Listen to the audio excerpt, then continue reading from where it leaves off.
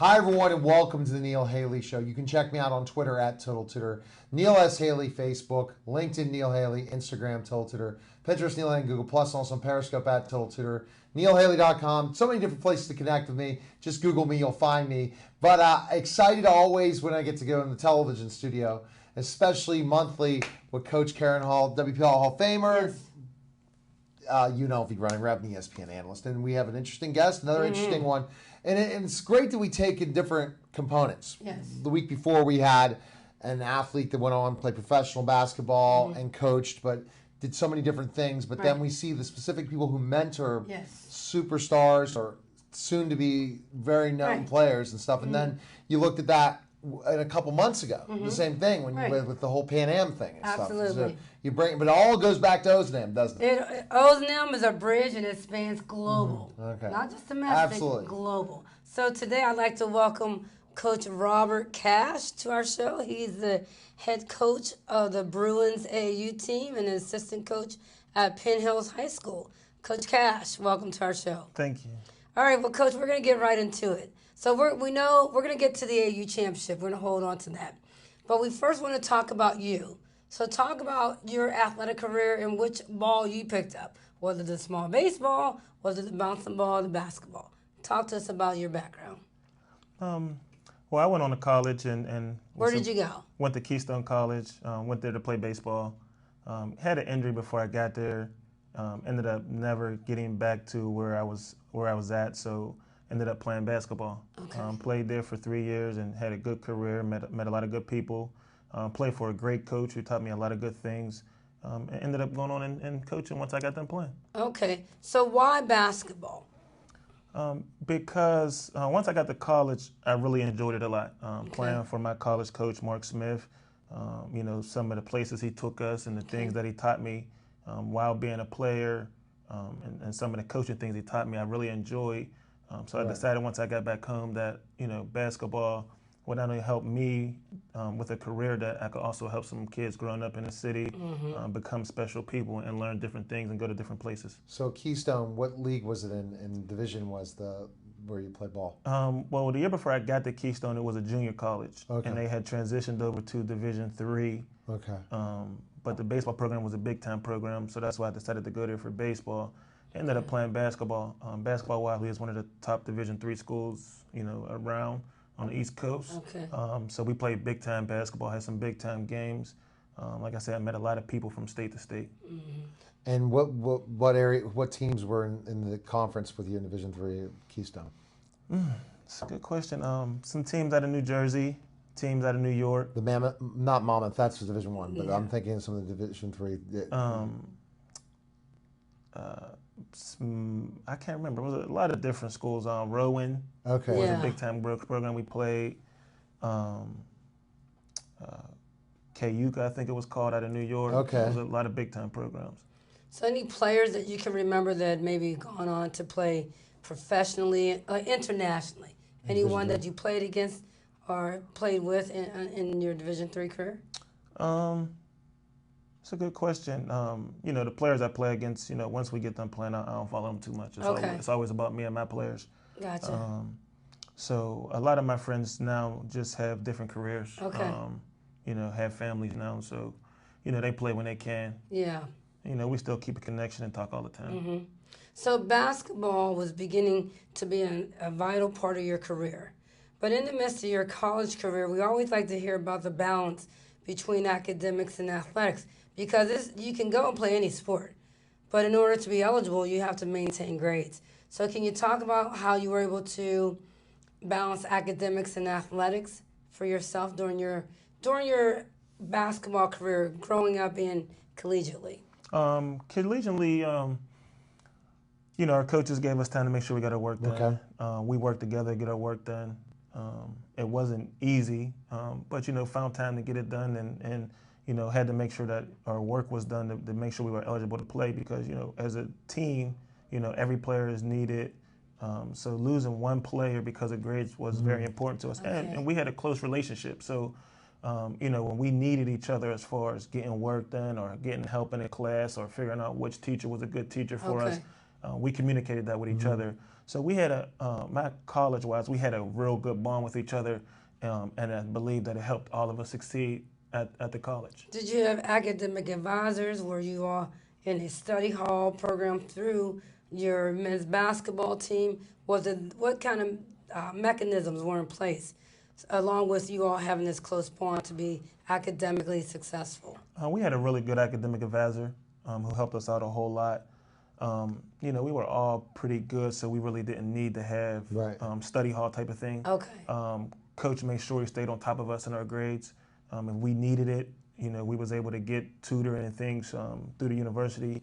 But we were pretty good, so we didn't have much issue as far as not being eligible and things like that. But when it was crunch time, we worked together to make sure, look, we're not going to lose you because of this situation. Whether it was helping each other out or figuring out how to get things done, we made sure we got it done. So you came in with a mindset. You came in academically. You're going to take care of your academic business, and you're going to take care of your athletic end. Yes, because for the most part, coming in, that was part of the reason why most of us was at that type of university because we had to figure out how to get it done in the classroom as well as athletically. So at that point in time in our life, we were all able to work together to say we might have not got it done before, but we're not going to continue to let it happen. And we just worked together and got it done and helped each other out and it was basically we were the support of each other. So when you were there, did you have an idea that that's what you wanted to do as coach?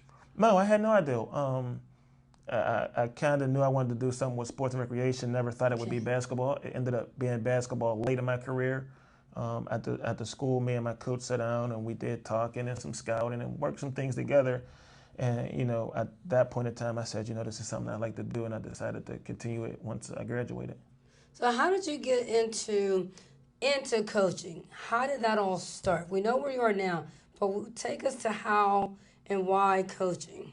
Well, when I first got back to Pittsburgh from Scranton at college, I first worked with my friend Ace at Penn State McKeesport. Okay.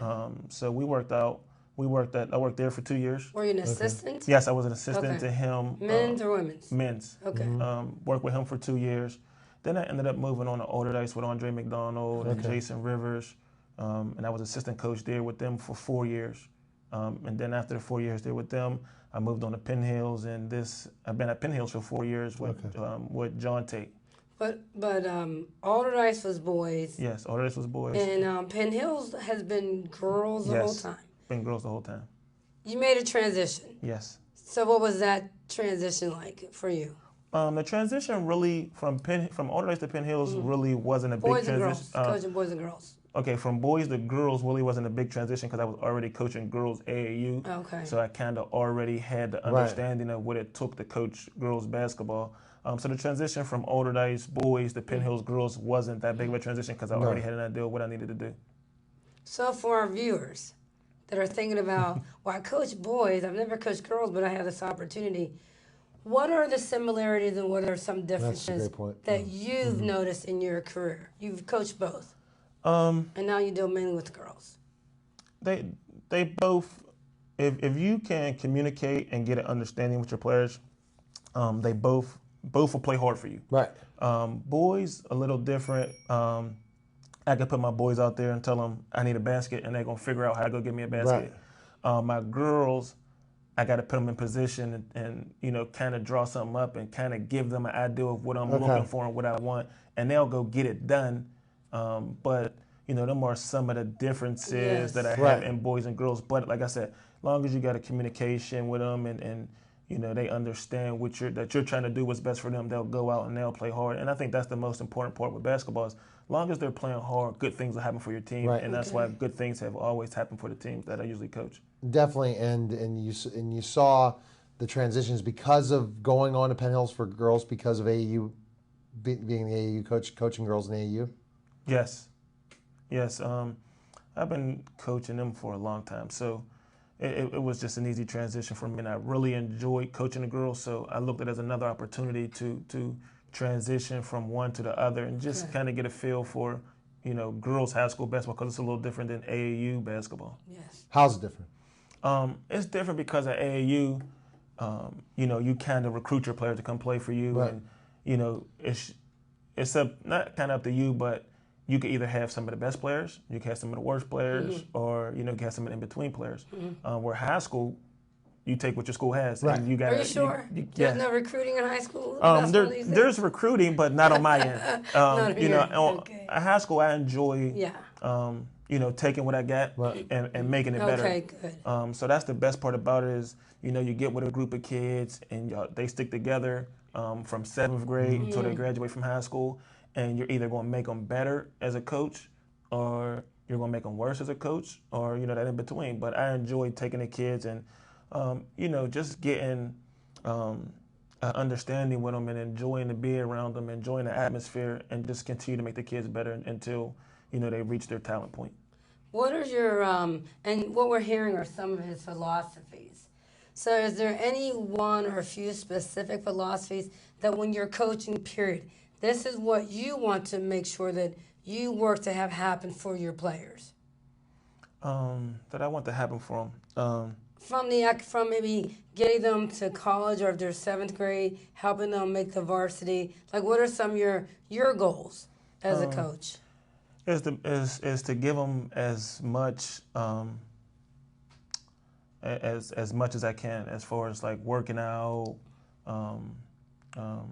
different, making sure they work hard, making sure they're on time, making sure they show up, Right. Help letting them understand that this is important for you. I did this already. I did this before. So this ain't about me. This is about you and the opportunities that you want. If you want to play at the next level, you'll be here every single day. Right. Great. If you don't care about being at the next level, you're still going to be here every day. Right. And you're talking AAU when you have those conversations? with them? I talk high school and AAU. Yeah, but the same way. It doesn't matter where we're at. No matter where they're at, it's an opportunity for them. Do you see the motivation of them wanting to go on to play college basketball for either Penn Hills or AAU, that they have that as a big motivation for them? Yes, a lot of them would like to play at the next level, whether it's Division I, Division II, Division III. Most of them do want to play at the next level, and I let them know, no matter where you're playing at, you're going to get a good opportunity. Right. And also it's good on your resume, that a job opportunity for you sees that, see how hard you worked in college to get that opportunity to play there, because it's not easy. Everybody wants to win. So it just lets you know how hard they had to work to get to where they're at today. So when you're talking about that to these kids, having played at Division III, because most of them has that laurel of Division I. Talented, you definitely have talent. But do you expose them to the opportunity other than Division I?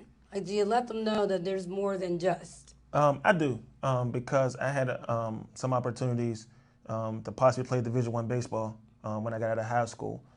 So, I talked to them a lot about, I had an opportunity, didn't take advantage of it.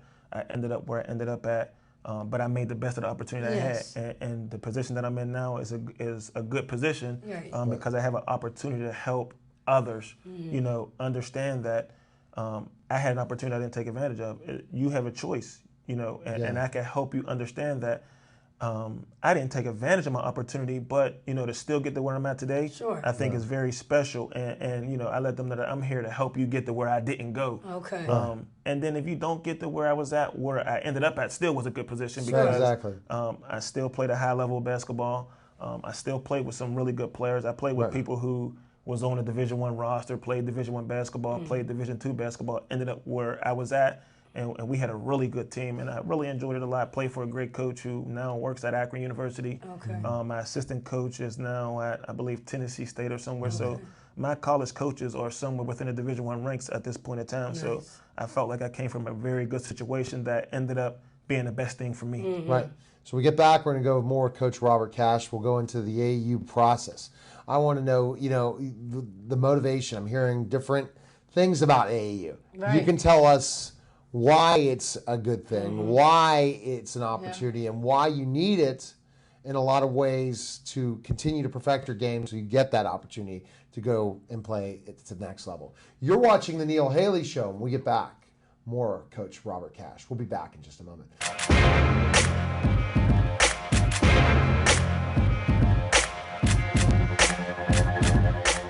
This is the voice of Mr. Bold of BPTV, here to explain the basic do's and don'ts of BPTV and public access television. Number 1, public access television. Public access means that BPTV's facilities and equipment are available for any Bethel Park resident or organization to use for the purpose of making a TV program to air on our station. Number 2, not-for-profit. The nice part about this is that all of our equipment and facilities are available absolutely free of charge.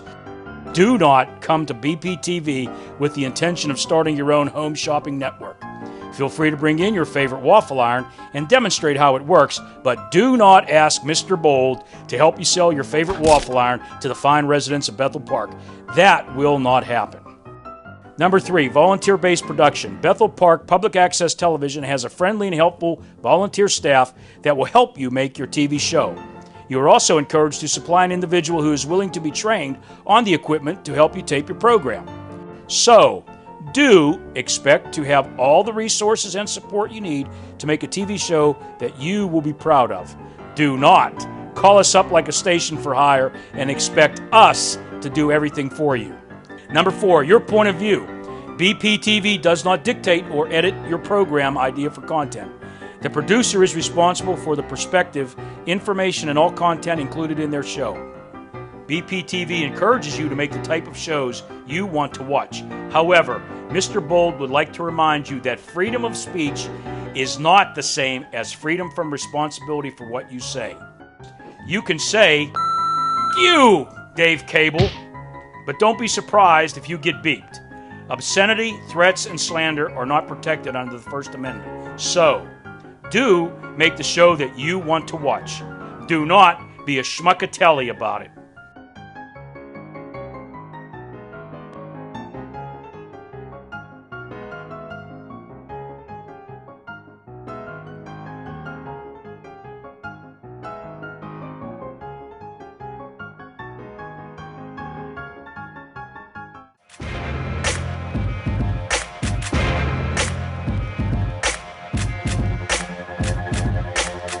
We're back to the Neil Haley Show with Coach Karen Hall and Coach Robert Cash, and we're learning about the whole process. And I know we could talk about being an assistant at Penn Hills, but being a head coach of an AAU and looking at what Coach said, the reason why she brought you in is because, again, of the success of your players going on to play in the next level. How did you bring that together, that the kids that you recruited to play AAU have that opportunity to play Division I, and a lot of them do have that opportunity? How did that go about? It's a lot of years of doing it to understand it, right? To be able to get the right players to say, I want to play for you.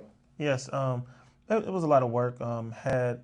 We've been working since, for a lot of years. We just worked every single day. Even during the off season, we took our kids, we kept them together. We worked out 3 to 4 times a week.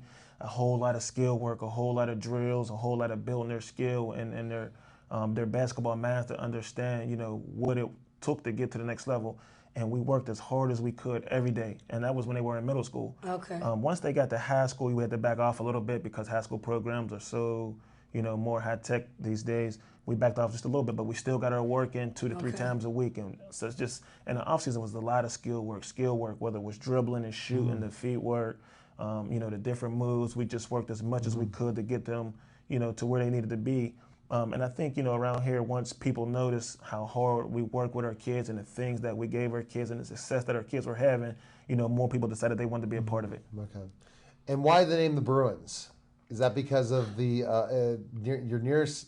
If it's Penn Hills, is that one reason close to the St. Bart's thing, or is it the Bruins, or why Bruins? Why the Bruins? The Bruins have been one of the top AAU programs in Western PA since the 80s. Yes. So the Bruins name have been on top of Western PA for 20 or 30 years. Really? And it's hard not to incorporate that name, what it has built. If not, you got to start at the bottom. You got to work your way back up to the top, which, is not an issue. Right. But when you got a program that's already at the top and you can, come in with them and, you could be right there, which you're already built and is right there already at the top, why not go ahead and work with, somebody that's already there, and going to help you understand the ropes of being at the top and just take it and use it. So the Bruins pretty much merged because it was the Western PA Bruins, Pittsburgh Power, and then why the name Bruins? The Wildcats. You know history? They brought it together. I know a little bit about the history, but the Bruins and the Pittsburgh Power merged first. Okay. We came together and we had a pretty good program going. And the Pittsburgh Wildcats had a pretty good program going herself, and we was just going back and forth with each other competing. And then we looked at it and said, listen, y'all got some of the better kids, we got some of the better kids. Why have two organizations running around here with some of the better kids, and we could all have the best kids and be the best? Smart. And make it a national thing, put the Bruins back on top of, AAU basketball. And, the great minds came together and put it together and said, you know what, this is what we need to do. Because, a lot of our teams, we had the top players, maybe 1 through 5. But, at AAU, once you get to 6, 7, 8, 9, it makes a difference. Yes. So we combined the 3 programs. 2 programs already combined. The 3rd program came right along. And ever since then, we have been one of the best AAU programs up and down the East Coast, West Coast, North, South, everywhere. Yeah. So, and they do have the best players. We're going to get to Coach Cash and his whole recruiting thing. But this past summer, talk about some of the players that you had on the team that went on to win the national championship and what high school, and you can even talk about some of the recruitment at this point.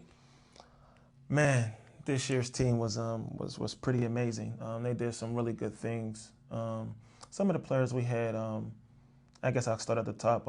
Our point guard was Desiree Oliver, another Penn Hills kid. Desiree's an interesting kid because she has actually played for me since she was in the 5th grade, AAU. Oh, wow. And, she played high school for me. And she has been a great kid to coach, plays hard. When she plays, she leaves it all on the court.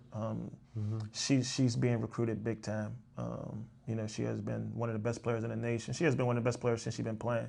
But she's being recruited big time. George Washington, Temple. I know we talked to LSU. We have talked to Texas A&M. Then we have talked to like Cleveland State and, Toledo. But her recruiting has picked up big time. Where does she play high school ball? She plays for me at Penn Hills. At Penn Hills, huh? Yeah, she plays at Penn Hills. She's our point guard there also. And she was a Fab Five player this year. She was. She's a Fab Five player. She has made first team all section since her freshman year. She has led us to the championship 2 years ago, and we lost in the Final Four this past season.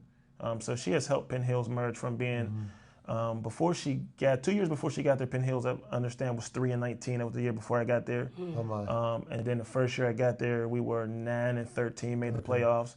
Her first year, we got over 500.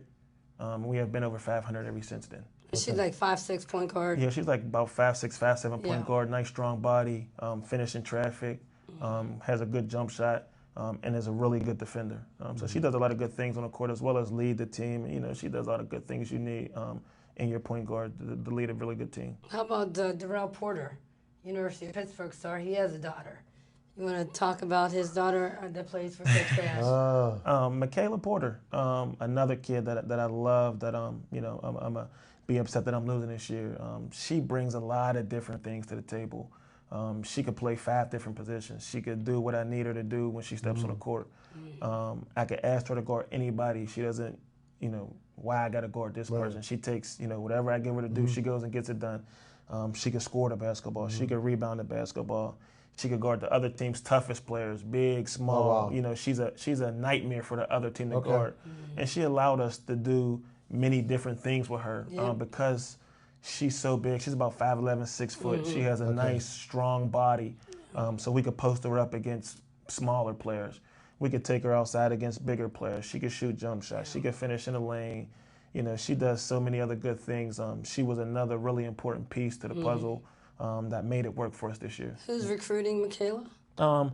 Michaela's been recruited by Memphis, Old Dominion, Detroit Mercer, Cleveland State, Akron, a lot of Manhattan, a lot of them schools. So she at one point in time had a lot of offers. So she's doing really well in the recruiting process. And she's a rising senior at Obama. Obama High School. Yeah, she goes to Obama High School. She went to Obama Middle School, transferred over to the high school, and has been a very good player for them from day one till the day she leaves. But she has done a lot of good things in the City League. I want to say might have been City League Player of the Year every year she's been there. She was this year. And I want to say she won a championship every year. She's been there at least 2 out of 3 years. So she's a champion. Yeah. She knows how to win, and she finds a way to win, so she gets it done. So, Coach Cash, how does he know about their recruitment? Because his phone is always charging. because he's always on the phone. So talk about how these college coaches are coming through you in terms of these high school student athletes being recruited. How does that work for you? It works. It's an exciting process. You know, when my kids first started getting recruited, it was an amazing thing to me. Like, oh, I'm talking to a college coach. Where, you know, once I talked to them and I learned the process, and you know, they're just wanted me. You know, Were you they're in just on a high awe level. in the beginning? At the beginning, I was. Yeah. I was in awe, and I'm still a little bit. You know, I get in awe from time to time Right. when LSU calls my telephone, or you know, I talk to a Texas A&M. I'm like, man, I watch these teams on TV all the time play. You know, so just to see them have an opportunity to recruit my kids and the level of basketball we play and the teams we play and the respect we get from coaches on the AAU level is very important to me because I receive a lot of phone calls about, you know, coaches enjoying to watch our kids play where, you know, they're like, well, some teams, you know, I don't like to play because it's all one-on-one and they do this and they do that where, you know, your team plays together and they play hard and they leave it on the court and they play for each other. And, you know, I watch them in between games and they're enjoying being around each other. And, you know, that group seems like they're pretty tight. And I'm like, man, the group is tight. They love each other. You know, like one thing I love about my kids is not only are they friends at the AAU level, they're friends at high school. So, you know, when they're playing against each other, you know, watching them play, they're on the court joking and grabbing each other's shorts and bumping each other and joking around,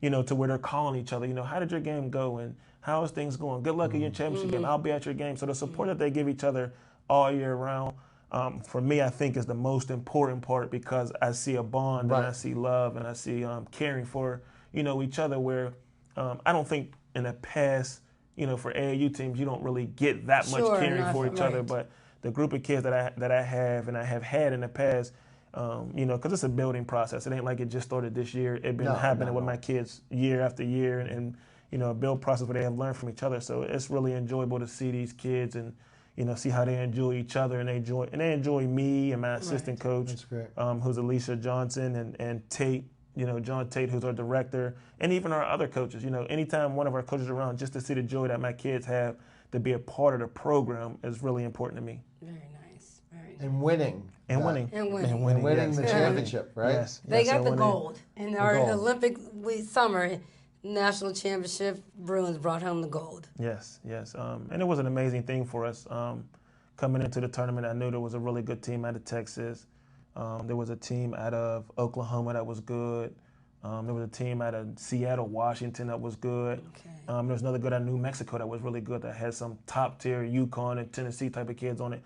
But in the end, I knew my kids were tough enough, they were strong enough, and they had the will to go out and win. And I knew, you know, in the end, we could win it if we left it on the line. And they went and beat some top talent, some top teams, and winning one of them Adidas Gauntlet National Championship was really important to our program and to our city. I thought it was important for our city because, you know, from what I understand, Western PA went from having a top talent in the early 90s that were the Bruin teams to where we were down for a little while. Now we're back on top. And just to see Pittsburgh, my city, you know, back on top of the AAU world was very important to me, and I really love it for our program in our city. And I know we're running short, but Coach Cash is related to Swin Cash.